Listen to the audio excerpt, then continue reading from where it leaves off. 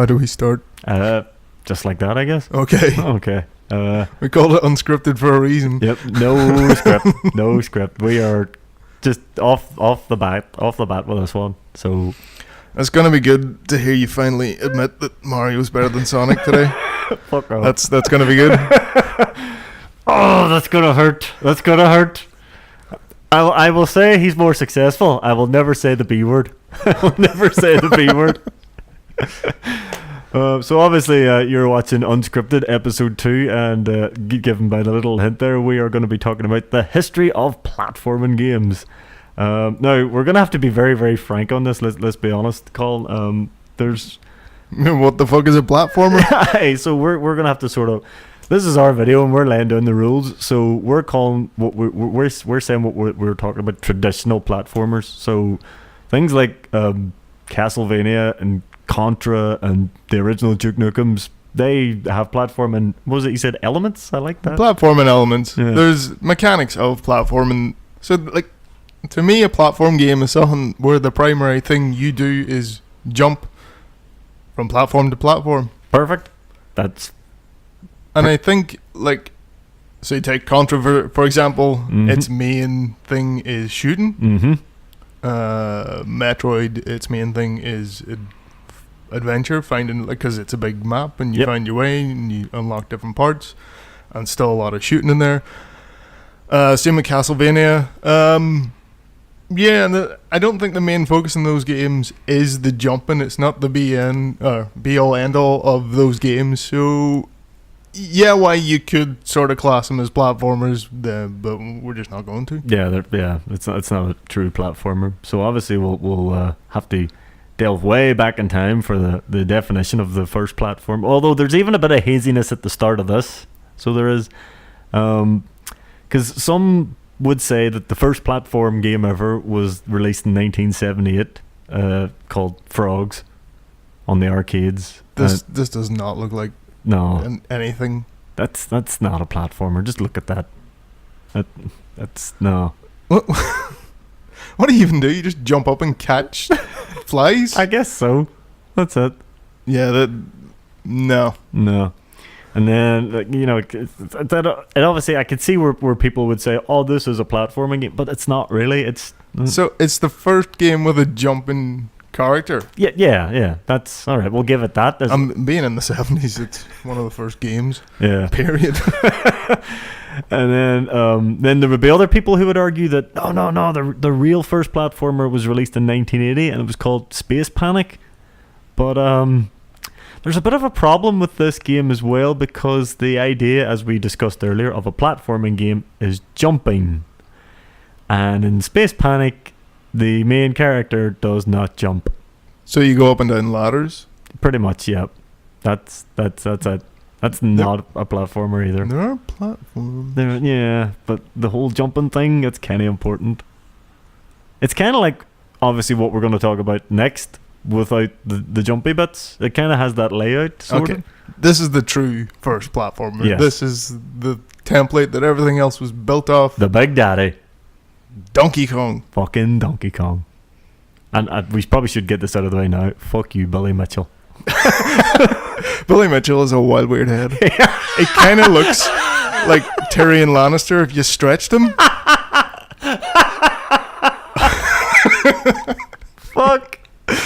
Oh, I hope you're putting up footage of Billy Mitchell there. Find pictures of Billy Mitchell. Oh my god. I had never thought of that before. It was like someone steamrolled fucking wee Lannister. Oh Christ. Oh. And he wears an American flag tie. He does. But anyway, he cheated anyway. But anyway, the game Donkey Kong is, without a doubt, 100% the original true platformer. And I don't know if you've actually played it recently, Colin, but I actually did. And it's still fucking fun to play. Yeah, I don't think it'll ever not be fun. It's still up there. It's just tight controls. Simple premise. Gets hard as fuck. And did you know that Donkey Kong was one of the first games to have any type of narrative? Ever? What, where Well, I'll Mario's girlfriend gets Jumpman's girlfriend has been kidnapped. sure Jumpman. His girlfriend's been kidnapped by Donkey Kong, and then he has to go save her. But that was all told in the game. But then the bastard kidnaps Donkey Kong, puts him in a cage. Yeah, Mario acted a bit like a bit of a bastard after that. But that's payback. Payback's a bitch. But Donkey Kong's obviously the big first platformer. Yeah, so it had your platforms, it had you jumping over things. Yep. No enemies to kill. Yep. Mario wasn't jumping on heads or Jumpman, whatever. Yet. Yeah, the wee hammer though for smashing barrels, didn't he? Yeah, so that was a power up. You could collect a hammer and So you smash the barrels that Donkey Kong was throwing at you instead of first jumping. game we power ups and everything. So obviously that would obviously be led on to later Mario games. But then I believe 1982, was there a Donkey Kong 2 in 1982? There was Donkey Kong Jr. was next. Junior, right. What was the was 82, I think? Because the next one I had actually down here was 82. 82. It was kind of just the same sort of premises, wasn't it? Yeah, it was the same but more. That was where you were playing as Donkey Kong Jr. trying to get Big Guy back. Yeah, and I think I'm not up on my Donkey Kong lore. I'm pretty sure Donkey Kong Jr. is the Donkey Kong from the Donkey Kong Country games, or maybe... Yeah, he's the current... the Donkey Kong Jr. is now... Or it might be his son, or the Donkey Kong Mario captures is like the grandpa Donkey Kong in those games. I don't know. Oh, God. Right, okay. I'll have to look There's up... a very, very deep lore to Donkey Kong. Oh, very, very much so. But then 83 saw the release of the first Mario Brothers. Now, a lot of people go, what? No, not Super Mario Brothers, just... Mario Brothers. Static screen. Yep. Platforms all the way up, but enemies would come out of pipes and you'd have to kill the enemies. Yep. And I think that was just arcade. That wasn't even... Yeah, it started in the arcade, but it came to so many consoles, including the NES, Atari 2600. There was loads of them. It's crazy to think that a Mario game was on other consoles. Yeah, back then. It was obviously still made by Nintendo, but it was just published because Nintendo didn't have a machine at that stage. This is before they released the Nintendo Entertainment System. Now, 84, I don't think, was 84 anything released around that stage? I'm just looking at the notes here. Well, there's things that sort of set up, you start to see more what you would envision a traditional platformer. That static screen sort of stuff. There's some other ones like Manic Miner. Oh, of course, Manic Miner. Jet Set Willy was another one that came out shortly after that. But let's move on to the more exciting stuff. Yeah. What you think of a platformer game should when look like. When side scrolling was brought in, that was like, whoa! Because this is where the home console started kicking serious ass. 1985, the NES was released. And obviously with it was Super Mario Brothers. Only one of the best games ever made. One of the highest selling games of all time as well. 40 million copies. Jeez. And such a influence on pretty much everything that came after it. Yep. Still is an influence. Let's not lie about this. Oh, yeah. Yeah. It's a lesson in game design if you want to go into that. I think that's been well documented many times of how they designed that first level to teach you the game without holding your hand. Actually holding your hand. So differences in this and other ones, obviously the side-scrolling levels, jumping on things' heads. I'm pretty sure Mario Brothers you had to hit them from underneath first and then it depended on the enemy. If it was just the Goombas, you jumped on them. Oh, yeah. But I know what you mean. If it was like the Koopas, you had to hit them from underneath in the original Mario Brothers, and then you sort of jumped on. Whereas in Super Mario, it was just jump on everything's head. Obviously, Super Mario Brothers,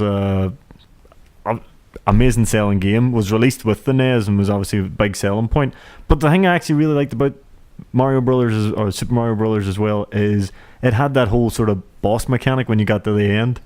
And you had to try and beat Bowser by either sort of jumping over the top of him or sneaking underneath him and hitting the key and sort of dropping him down. And then, oh, princess, in another castle. And you're like, oh, the game's still going. This is class. And then you'd ballsy and try and do the run under him. Oh, you have to have some serious balls. But then it had that amazing soundtrack as well. I mean, how many people remember pressing start and hearing that piece of music the first time? It was amazing. Yeah. Don't need us. We don't need to talk about that. No. Nintendo has talked about that themselves plenty already. Plenty. But obviously, there was the big iconic platformer, and this is where it all sort of started kicking off. Then everything wanted a Mario clone. Like, I don't know if you know this, but very quick thing. id Software, Carmack, and Romero actually contacted Nintendo about porting Mario Brothers to the PCs. To which they were told to go fuck themselves, probably. In a polite way, yes. They were basically, Nintendo were like, no, we're going to keep everything on our own console here. But they actually made like a proof of concept thing and all the rest of it, which they would develop into a game later on, which we'll probably talk about.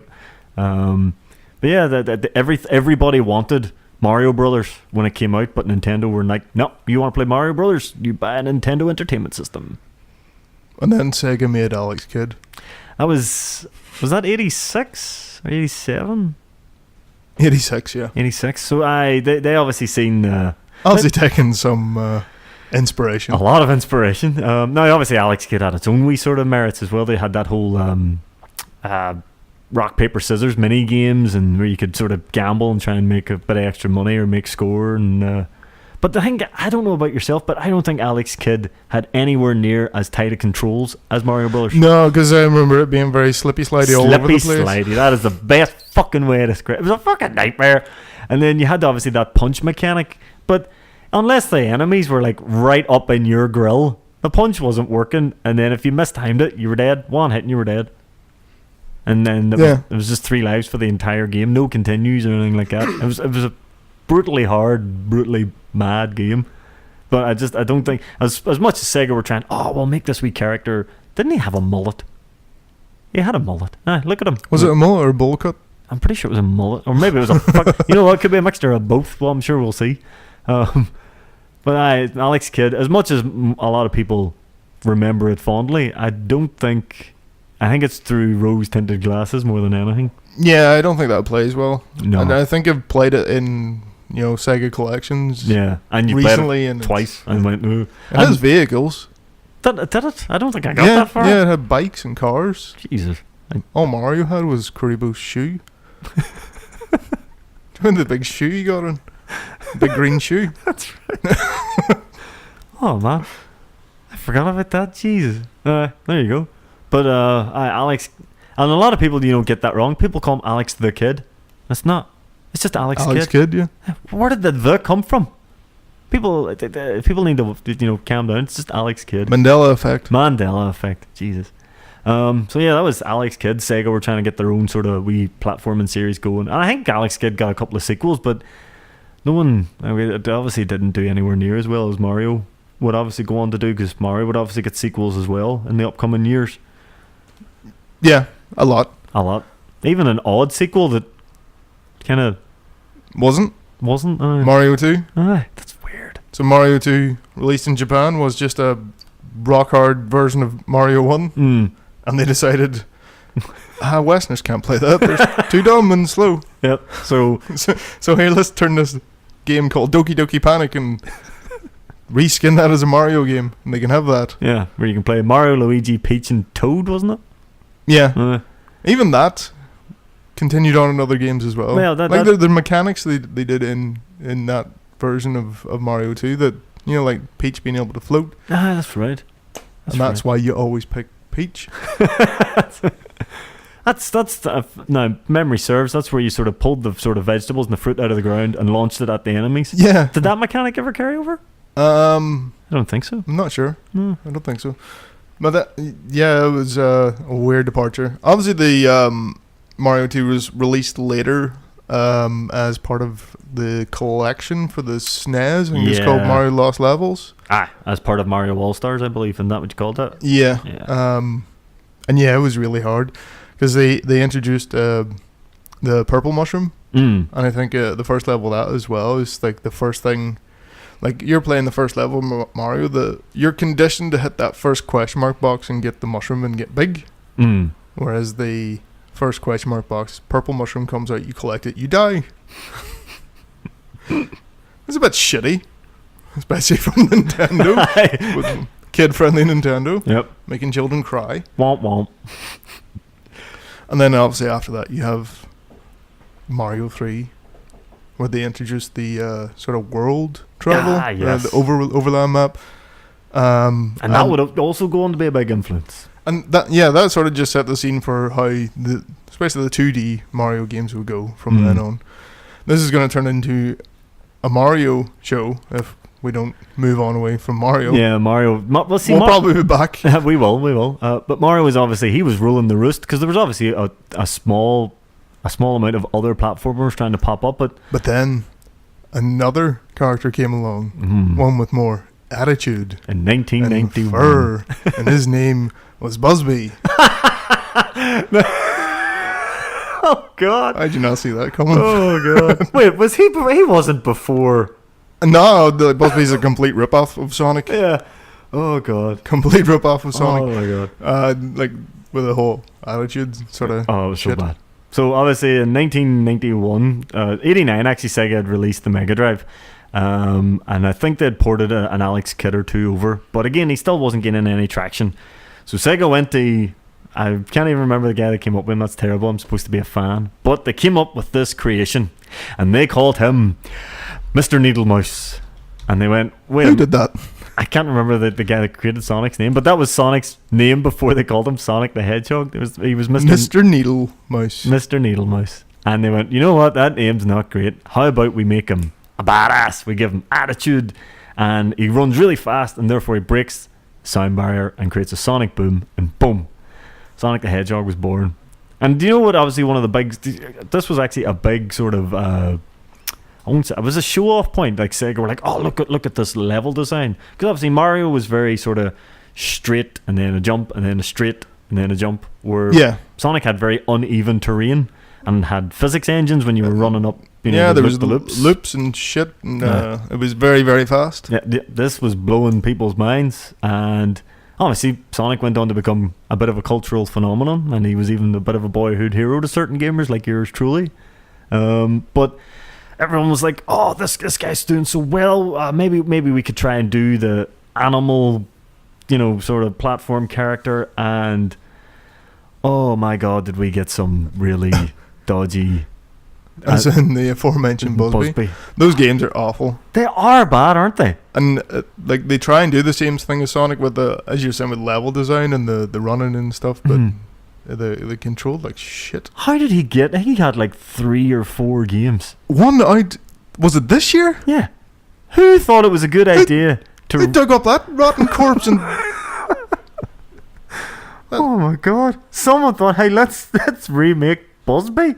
Because he's wild popular. People will try and play in people's nostalgia. Because you probably like sitting playing that when you were 6 or 7, thinking it was amazing. Well, hang on now. Busby did come out in the SNES, didn't he? Yeah, both. I think it came out in both. Yeah, so this was maybe, if you did own the SNES and you were maybe sort of going, oh, we can't play Sonic, but we've got something better, and you would maybe sort of try and, obviously the whole console war thing, Sonic's better than Mario, and you'd be like, oh, screw you, we've got Busby, he's even better than Sonic anyway. But then obviously, do you remember Gex? Yeah, the gecko. The sort of wee gecko. He was meant to be, was that his idea? He was funny, he was like a comedian, and he would quote loads of movie quotes and things like that. Yeah, he had stupid sunglasses. And the sunglasses. It's just more the attitude stuff. They're just trying to capture that 90s attitude sort of thing that Sonic did first. And then we had the lesser known, and I'm sorry, this name is Aero the Acrobat. And I don't mean an acrobat as in like the circus. I mean acro-bat. And what is an acro-bat? I don't know. Hopefully we find footage of it. Oh God, Aero the Acrobat. I don't know who released. Hang on. I'll see if I can find out who developed this fucking pile of fucking Jesus. Here we go. Aero the Acrobat. Oh God. Iguana Entertainment. Published by. Oh, those dicks. Didn't they do Turok? I think they did. Oh jeez, it was released for the SNES and the Mega Drive as well. That's oh Jesus, Aero the Acrobat, and then Awesome Possum. I guarantee Awesome Possum. No, 2 words that don't belong together. Awesome Possum was the furthest thing from awesome, I guarantee it. But obviously, you had Sonic in 91 and Sonic 2, which a lot of people still say is the best Sonic ever made. It was 92, was released on a Tuesday, so they could call it Sonic Tuesday. I think that's where Sonic really took off, was the second game. Oh, big time. When you give them that whole spin dash mechanic, that's when people were just... And obviously you had the epic music and everything like that. And you had the two-player mode, the racing mode between Sonic and Tails, and there was just so many additions on it. And obviously the next year you would have Sonic 3, Sonic and Knuckles, and obviously Sonic was sort of on a roll. But that's not to say Mario had been forgotten, because on the SNES, our old favourite plumber had released... Was it just Super Mario? Super Mario World. Yeah. Yes, and it was, again, critically acclaimed. Unbelievable game. Did it for a third time in a row. Yep. Fourth. He's on his fourth already. Jeez. So wasn't it 90? He was released on the SNES. 1990, I believe he came out in the SNES. Now, it was obviously not just because it was a SNES and it had the amazing graphics. You had the new Yoshi mechanics and things like that. Yeah, it was. You'll notice something about every mainline Mario game. They always add some sort of new mechanic, something to make it unique. Something Sega. They didn't do that. They didn't. They didn't. That's why thing that happened. Yeah, what Sega decided to do, instead of adding a new mechanic, they added a new bloody character every time. So Sonic 2 had Tails, Sonic 3 had Knuckles. And then it just started getting a wee bit out of hand. So just to pull back a bit before we go any further, there's a couple of important games you're missing, like Pitfall. Oh, I forgot about Pitfall. That was what, 82? Yeah, it was on. Crap. Was that on the Atari? Yeah, Atari 2600. See, I don't have my list. I lost my list, folks. I'm sorry. Yeah, Pitfall, jumping over crocodiles. Yeah. So yeah, that's a really early platformer. We got tied up with Mario. That's what happened. Is we just kept flying ahead. Yeah, and you do have to say that Metroid, Castlevania. Oh, you would mention them. Or Mega Man. Yeah, they definitely do have platforming elements, and it is a huge part of those games. Oh yeah. Especially I think Mega Man more than the other ones, because it has like proper tough jumping puzzles. Yeah, that they call it in some levels. And if you fail those jumps, you're dead. I would nearly say, yeah, Mega Man's a platformer. Yeah, you know what? Well, the shooting's definitely secondary on. All right, we'll let Mega Man on board then. Fair dues. And just for the PC end of things, Prince of Persia. Yes, and also coming back to id Software, Commander Keen. Before you go away from Prince of Persia, there, you have to give it. Like, have you ever seen that running? Have you ever seen the original Prince of Persia? Aye. Like the rotoscoped animation. That's amazing. Oh, so good. You know what? We'll just get a load of footage of that. Fluid movement. I have to keep talking about it, so there's time for the footage. Yeah. Did you ever play Prince of Persia? Yeah, I've played it. Yeah. It's one tough as fuck game. When you got into a fight, I could never win the fight. Like, when you had the sword fight, I think it was like the second, like, no, it was obviously sort of room by room by room. I think it was like the second or third room had an enemy. And you get into the sword fight, and I died every time. But I did used to just love running. You know, like when you were running and you would sort of slide and turn the other direction. Yeah, just the whole thing looked awesome. Oh, it was amazing. It was so good. Prince of Persia, forgot about that. That's definitely a platformer, 100% platformer. And that was tough as balls. Like, if you missed a jump, like, instead of grabbing onto the edge, you usually fell on these spikes and you were dead. Yep. Wasn't it just one life as well? Yeah, I'm pretty sure. Fuck. Man, game manufacturers were nasty back in the day, weren't they? Yeah, they wanted to make children cry. That's why they were in it. Yep. But then obviously PC platform had Commander Keen, made by id Software. Yeah, which is Doom guys. That's the Doom guys. Great grandfather. I don't know. Did you ever play Commander Keen? No, I haven't. I did. It's fucking awful. I'm sorry. I love id Software and all, but Jesus, Commander Keen's awful. You're on a pogo stick the entire time. Why? I don't know. Oh god. God damn it. It's really bad. It's really bad. Do you know they were talking about like bringing that back at one stage? Why? I don't know. Is it going to be a first-person shooter? It would need to be. That's what id are good at these days. You just throw it in as Easter egg in Doom or something. They did, yeah. Oh, did they? Yeah. You remember you'd pick up the wee Doom guys? Yeah. There was a Commander Keen Doom guy. Oh, okay. Yeah. No, see if I can get footage of it. What about the Duke Nukem games? Not the first-person shooters. No, the the two that came originals. first. Big Head Duke. Still very mostly shooting. Very, very mostly shooting. I wouldn't class them. But well, obviously, like you said, the platforming elements. But I don't think anyone's ever turned and says, "Do you remember that amazing platformer Duke Nukem?" No. No. Do you remember they did like that one? Was it 2002? It was like Duke Nukem Total Meltdown. It was like meant to be like a remake of the old school 2D Duke Nukems.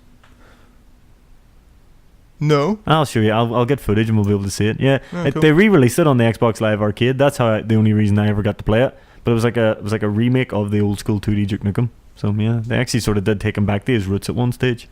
It's probably still better than that forever. Other 2D stuff then. I can't believe we skipped over DuckTales. Oh yeah! Oh Jesus! I didn't even have that. DuckTales was Didn't even great. have that on the original list. And not even gonna lie. the Mickey Mouse Castle of Illusion. Oh man! stuff. And World of Illusion with Donald as well. Yeah. Those two were fucking class. Oh man, how did we forget them? Would you consider the Strider games as platformers? I did see that, and I was thinking, would you? I guess kinda you would. Strider. They're very sort of. It's all very running. Uh, You did have that wall hook and stuff to get up onto platforms. Bionic Commando. Now, the original Bionic Commando, we couldn't even jump, if you remember. He had a swing. You had So to swing. He had a grappling hook. But you did sort of go from platform to platform. I suppose. Jesus. We're going backwards more than forwards here. I love it. Right. Do you want to go into the sort of when it all started to go tits up Tits up? for 2D? I mean, oh, right. Go ahead. oh well. So towards the release of the Saturn, Aye, you had some awful platformers. you did. Clockwork Knight. Oh God, do you remember that? Oh man, and Unfortunately. do you remember Pandemonium? I've never played that. Oh God, it was bad. That was sort of like 2.5D or something, but still not good. Clockwork Knight, I forgot about that. Jesus. An example of a good platformer that was on that sort of period of console, Rayman. Yeah, that's where Rayman all started. That's right. Actually, Rayman was very cool. It's still going strong today as well. And this stage they were still making Mega Man as well. Oh, obviously. Mega Man was. I don't think he's. Well, I was going to say he never stopped, but there was that whole stage. But we'll ignore that. Then I think that was around the time the Mega Man X's started coming out as well. Oh yeah, that was back in the SNES. Aye. Those started. But then I suppose 94, 95 was the first ever 3D platformer game. And what was that? It was on the PlayStation 1. Okay. And you played a mechanical rabbit. And it I was have no called. idea what this is. It's called Jumpin' Flash. Have you ever heard of it? No, never. I actually had it on the PlayStation, and I didn't actually consider it as a platformer, but I do remember doing a bit of research on this before we done this, and it's actually in the Guinness World Records as the first ever true 3D platformer game.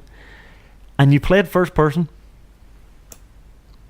Ugh. Yeah, it was a first-person platformer, and you were a mechanical rabbit, and you still had to jump on enemies' heads and stuff, but it didn't play well. But it's because it was just, it's 3D and it's a platformer. It actually got a sequel and everything. Have I never heard of this? I wish I hadn't, but I know of it and I played it, and I remember being a kid and thinking this was class.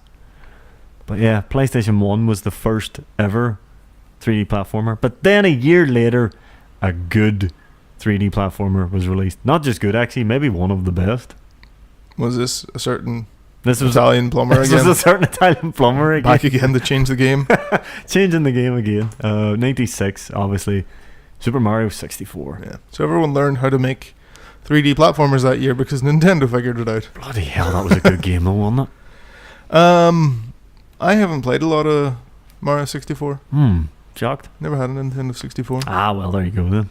It's not like you could play it on anything else because Nintendo were obviously playing all their cards close to their own chest. Mm-hmm. But I remember I had an N64, and as much as I wasn't a big Mario fan, I had to play Mario 64 because it was incredible. You know, the graphics, the colors, the variation in levels and everything. It was just unbelievable. And it was no more.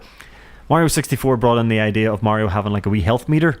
It wasn't just like the mushroom. Yeah, you went one hit dead and get small. You could get a few lumps, and I think everyone remembers. I mean, I don't know if I know you obviously didn't play it too much, but everyone remembers that boss fight with Bowser, grabbing him by the tail, swinging him round and round and round. Yeah, I've seen it. Yeah, launching his ass like you just felt. I mean, like Bowser's like 20 times the size of you, and you're just grabbing him and just swinging him like a fucking cannonball. Yeah, brilliant.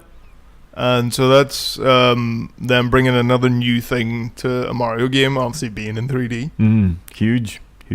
Some great levels as well. I remember the level you were sliding down, it was like the ice level, and you had to slide down the whole thing. It was amazing. I think I was featured in Games Master.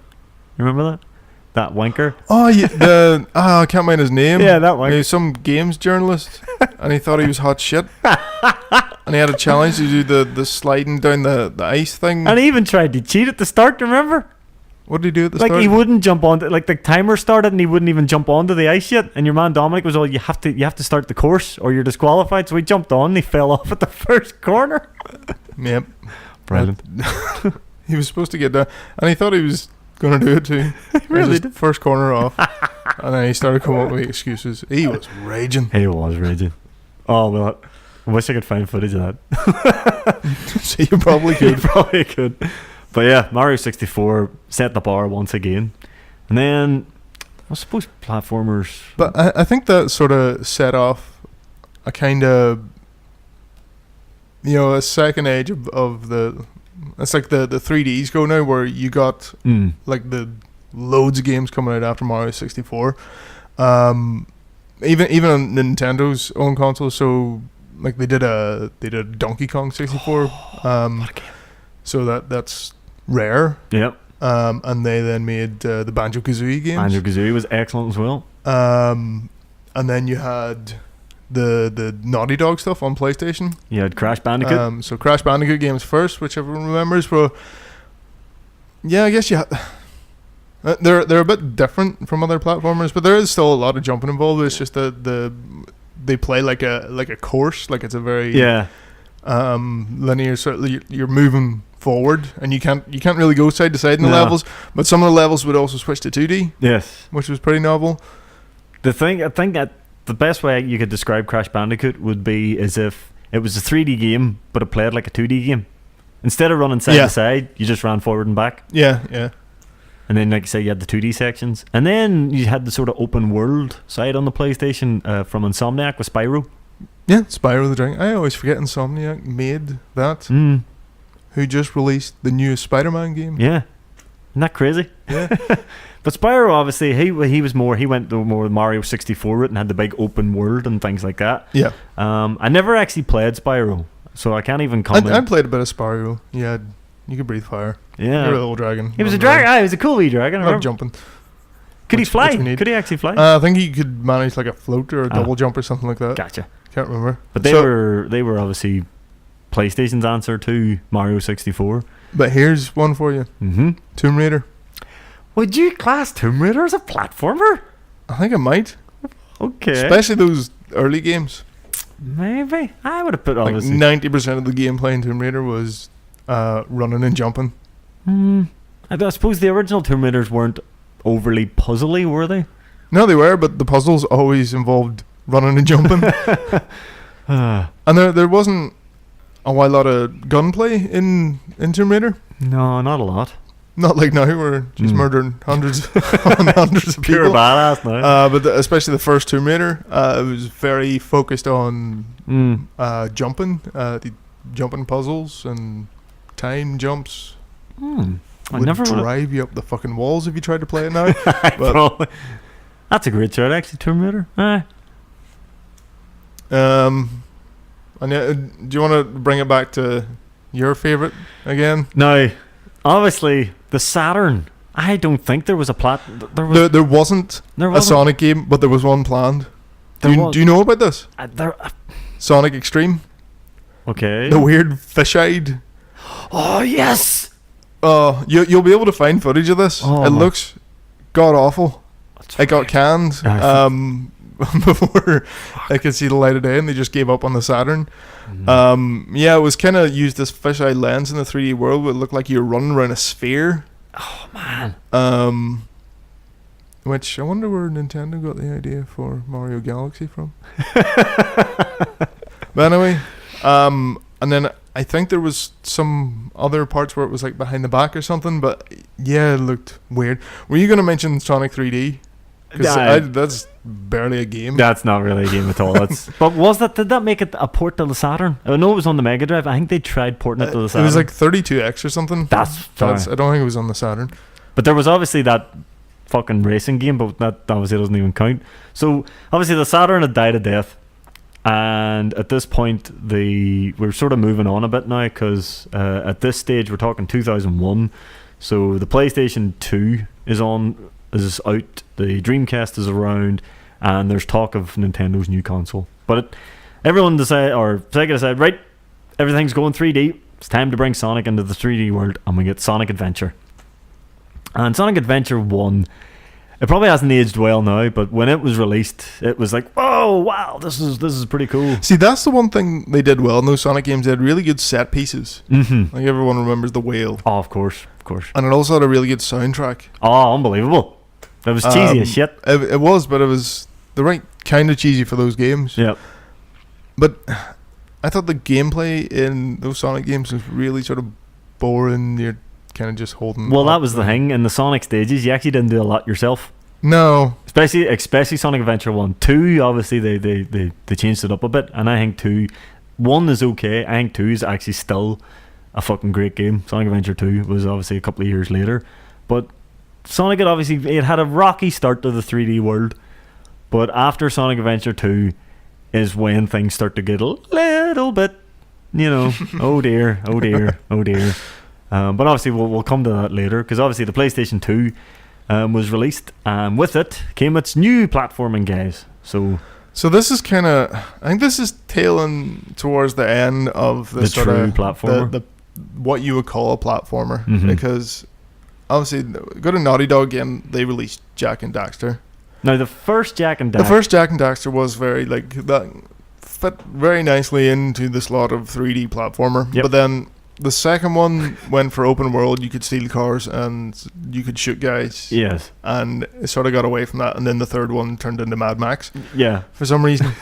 The second one was Grand Theft Auto, and the third one was Mad Max. 100%. Like, do you remember in Jak 2, you could literally get like the police chasing you and all, and you could just get you got a wanted level. That's GTA. They looked at GTA and said, let's make one of those with our 3D cartoony platformer. Yeah, they took, obviously Jak was really good though. I enjoyed it. Brilliant. It sounds like we're like ripping the shit out of it, but it's like, no, great. It was a good game. But they took Jak. I mean, like, Jak was this nice little lovable character in the first game, and then the second game opens and we're like, right, we're gonna just like kidnap him and experiment on him and turn him really, not edgelord, but he was clearly pissed off, and give him a wee goatee and all. He even could change into a monster thing. And he talked. His first, he did. His first words were, "I'm going to kill," insert bad guy name here. Yeah, edgy. Yeah. And like you say, 3 was Mad Max. And then obviously, very similar, the whole duo thing was kicking off on the PlayStation, because then you had Ratchet and Clank. Yeah. Which turned the guns up even higher. Yeah, and still good games. Good games. I would say Ratchet and Clank series-wise would be more of a platforming series compared to Jak and Dax. Yeah. Yeah, I would agree there. The most unlikely game to get a movie tie-in ever. I would never have thought that. And it was actually pretty good. I think they tried to do Spyro again as well. Yeah, because this was what happened with same with the PlayStation, or same with Crash. He changed developer, as did Spyro. I think Activision took over both of them ones. You might be right. I think it was Activision took over, and we started getting like, I think the first one I seen was Crash Wrath of Cortex, and it was released on the Xbox and the PlayStation 2, and it got ripped to shreds for boring gameplay, insane load times, and they gave Crash Bandicoot tattoos. Yeah, that's not great. What was that about? So I think at this point you're starting to get into what we'll call the fall. I was going to call it the Call of Duty era. True. Yeah, this is the thing. Call of Duty had kicked off, and everyone was looking a piece of that pie. So I think this is, we're talking about the early 2000s here. I think gaming, and there's a big generalization, but things try to get a lot edgier and more action. A lot more action, and a lot more sort of violence. There wasn't really a room for these kinds of games anymore. The platformer was being left behind. So it was. Yeah. Except for Mario, obviously, who has just kept going. He has. And kept releasing good games. What was his next one? Sunshine, which isn't... It's probably the worst Mario game, but you can still play it. It's still a serviceable game. It's not the worst 3D platformer out there, let's be honest.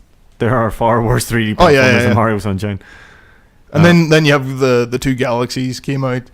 And then New Super Mario World, which I don't know, there's a bit of contention if that's a main Mario game or not, but that was on the Wii U. And then obviously Mario Odyssey that just came out. Sort of that kept it going from then till now, basically. I'm going to say earlier, like, what other big AAA that's the thing, platform, like game what you would say this is a platformer and not like an RPG action platformer puzzle game? Well, this is the thing. Do you remember, like, we were talking earlier about the likes of Donkey Kong 64, Mario 64, Banjo-Kazooie. Those were considered, like, there was hype about these games. There was like, wow, even the original Donkey Kong Country, the hype about these games was amazing, and they were platformers. Whereas these days, let's be honest, I mean, I know there was obviously that fall of Sonic. I mean, he had a slew of... Yeah, it's not to say none of these games were around. It's just they started getting really bad, and they weren't like... These games used to be console sellers. Yeah. They used to be like, big marquee games, and now you were getting like sort of, the really subpar Sonics. Oh, subpar was... Sonic 06 is considered one of the worst games ever made. You had... Struggling to think. Yeah, this is the thing. The platformer, it kind of... The way I'm going to put it to you and see what you think is the platforming scene is kind of the indie scene these days. It has sort of become like that.